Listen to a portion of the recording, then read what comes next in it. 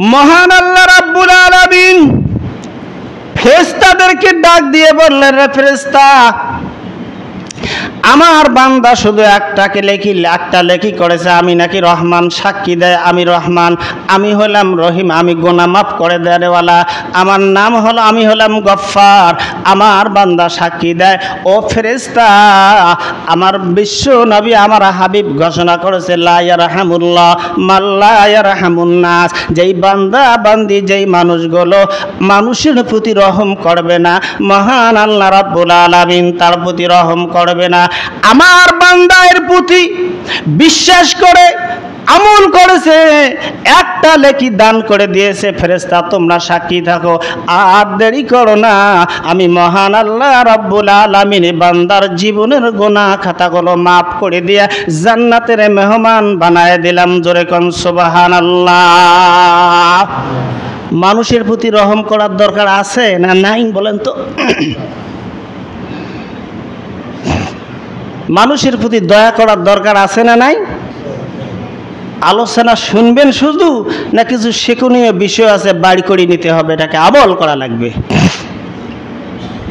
এই হাদিসের অর্থ হলো যে মানুষের প্রতি রহম করে না, আল্লাহ তার প্রতি রহম করে না। আমার বন্ধুগণ, আমার ভাইরা, কিয়ামতের ময়দানে এমন কঠিন দিন,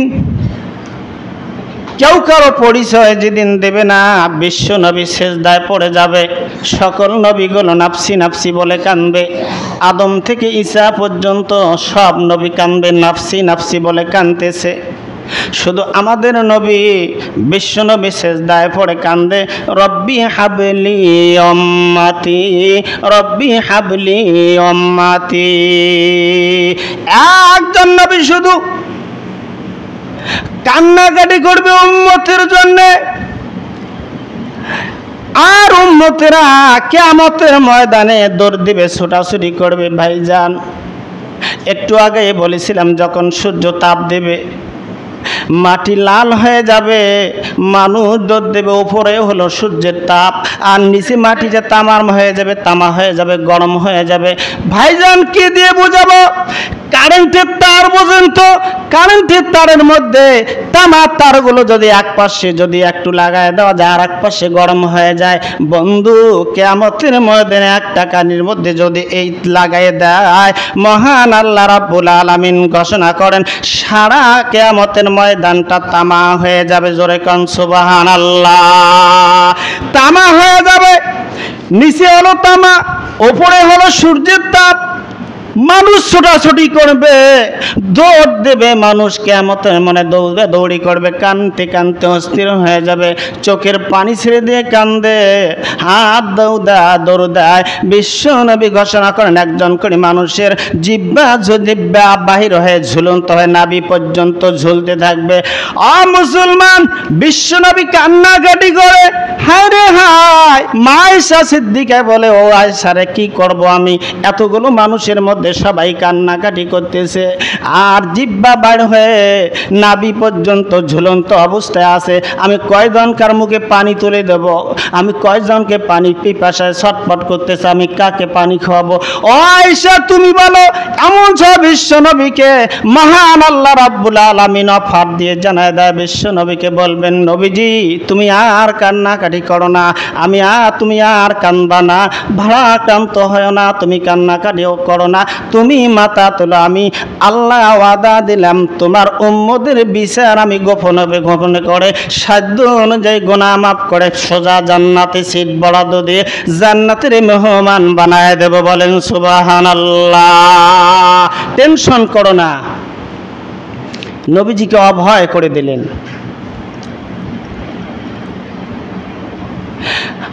আমার বন্ধুগণ, আমার ভাইরা, কিয়ামত এমন একটা জিনিস, আল্লাহ পাক রব্বুল আলামিন ঘোষণা করেছেন, ইয়াউমা ইযিন তুহাদ্দিসু আখবারাহা বিআন্না রাব্বাকা আওহালাহা। মহান আল্লাহ ডাক দিয়ে বলে, ও আমার বান্দা বান্দিরা, তোমরা যত গোপনে গুনাহ করো না কেন আর প্রকাশ্য গুনাহ করো না কেন, তোমার যত গোপন জিনিস থাক না কেন, মহান আল্লাহর ঘোষণা অনুযায়ী কিয়ামতের ময়দানে গোপন থাকবে না, সবগুলো প্রকাশ হয়ে যাবে। যত জমিনের নিচে যা কিছু আছে গোপনে আছে সবগুলো আল্লাহর সামনে হাজির হয়ে যাবে। ভাইজান, পৃথিবীর জমিনটা আর থাকবে না। একবার যখন ইসরাফিল ফেরেশতা যখন সিংহায় ফুঁক দিয়ে যাবে, মুসলমান, তাই তো আমি বলেছিলাম ইসরাফিল ফেরেশতা যখন ভাই সিংহাতে দিবেন ফুঁক, পাহাড় উড়িয়া যাবে, সূর্য ঘোরাবে মুখ, পাগল মন আমার শোনা সাহা শোনেন সমাচার।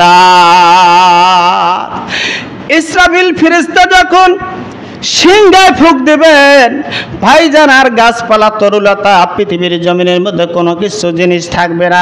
কিন্তু মুসলমান লক্ষ্য রাখবেন, দুইটা জিনিস অবস্থিত থাকবে, সবগুলো ধুলার সাথে মিশিয়ে যাবে, কিন্তু দুইটা জিনিস মিশবে না। একটি হলো আল্লাহর ঘর আর একটি হলো রাসূলের ঘর। জোরে কোন সুবহানাল্লাহ। এই দুইটা জিনিস মিশবে না, ভাসন্ত অবস্থায় থাকবে। আল্লাহ রাব্বুল আলামিন জিজ্ঞাসা করবেন, কারণ কি? তোমার আরজি কি? তোমরা কেন মিশে যাও না? তার কারণটা কি? আল্লাহর ঘর মসজিদের জবান খুলে দেবে, মসজিদ আরজি করবে, হায় রাব্বুল আলামিন মাদ্রাসা আরজি করবে, আল্লাহ আমার ঘরে যারা রক্ষণাবেক্ষণের দায়িত্ব পালন করেছে, যারা আমার ঘরে নামাজ পড়েছে, 5 ওয়াক্ত নামাজ আদায় করে, এরা নামাজি মানুষ, আল্লাহ আমার ঘরের মধ্যে আসছিল, আমাকে আবাদ করেছো, মহান আল্লাহর কাছে আরজি করবে, রব্বুল আলামিন এদেরকে যদি তুমি মাফ করে না দাও, আমি মসজিদ বেশে যাব না। বলেন সুবহানাল্লাহ। যারা মসজিদে আসি কার মেহমান বলেন তো? এখন আল্লাহর মেহমান। মসজিদ কার পক্ষে?